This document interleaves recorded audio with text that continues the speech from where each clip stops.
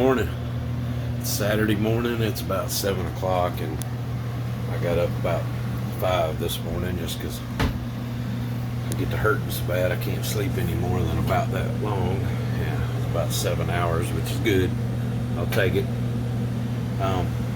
But kind of doing what helps my mind detach a little bit from the week and work, and cooking a little bit this morning. I've been wanting to make some homemade chili Colorado, and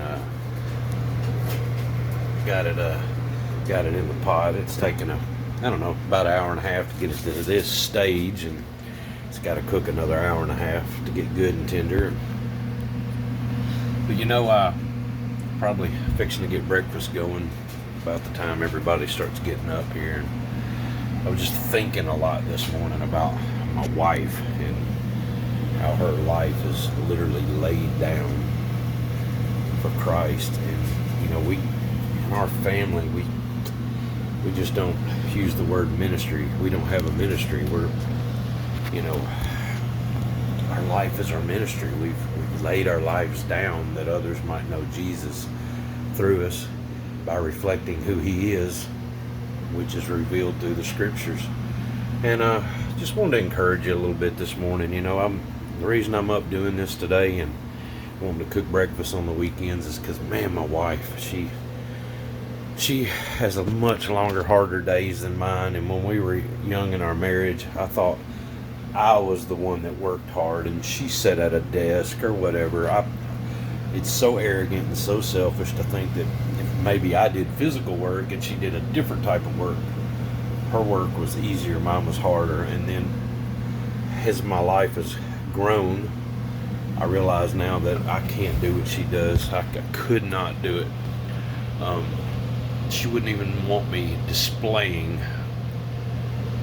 the many that she takes care of, and has become a mom to, a mentor to, simply by living her life with them. And it's very hard.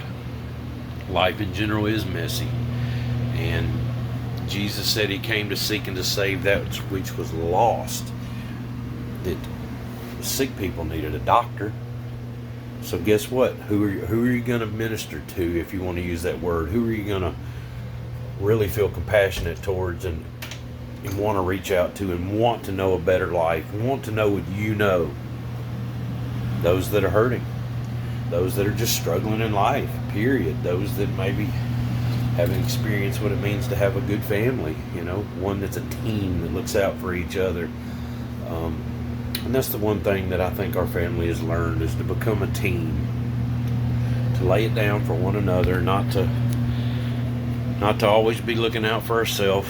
And man, I tell you, I just wanted to praise my wife a little bit this morning and show a little bit of my gratitude by getting up on Sundays and cooking breakfast and maybe just doing a really fun, well cooked meal that it's something I enjoy doing.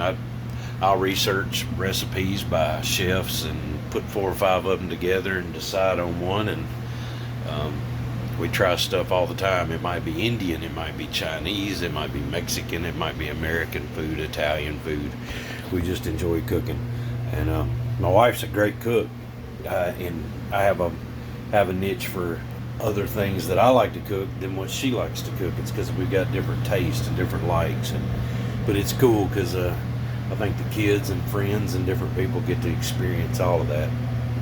But just wanted to throw something out to you this morning. I started into the book of Romans yesterday, and I did not get past the first sentence. Paul says, he was introducing himself. He says, "I am Paul, a slave of Jesus Christ." How many of us in life retain our rights? Or how many of us are focused on that, being a slave? Have you given up all rights to your life, and given them up to become a slave to Christ? Do you realize that Paul and the apostles didn't have ministries? Should you have a ministry? They didn't have a ministry. It was their life. They gave their life.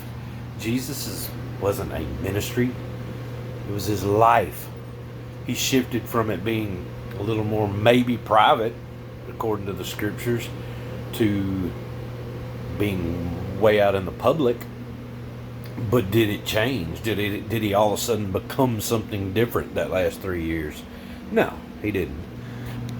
He was reflecting who God was his entire life. That's what we do. We reflect who God is. It's Christ in us. He came that we might crucify our flesh and take up our cross and follow after him. So this is just to change your mindset a little bit. You don't have to start a ministry. You become like Christ. You live your life as Christ lived his. The pursuit of money, the pursuit of all of those things will derail you every time. Why do you think Jesus would say, hey, give all you have to the poor? Just give it away and come follow me. I've got something better for you. Look, I love you guys. Just wanted to drop that in you today. Let us all encourage one another to focus on becoming slaves of Christ versus having a ministry, having a laid down life. Loving our brothers as ourselves. Letting the Good Samaritan be our example. What is that example?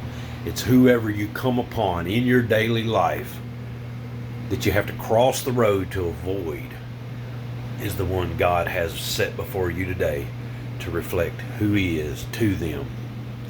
I love you guys. Have a good day.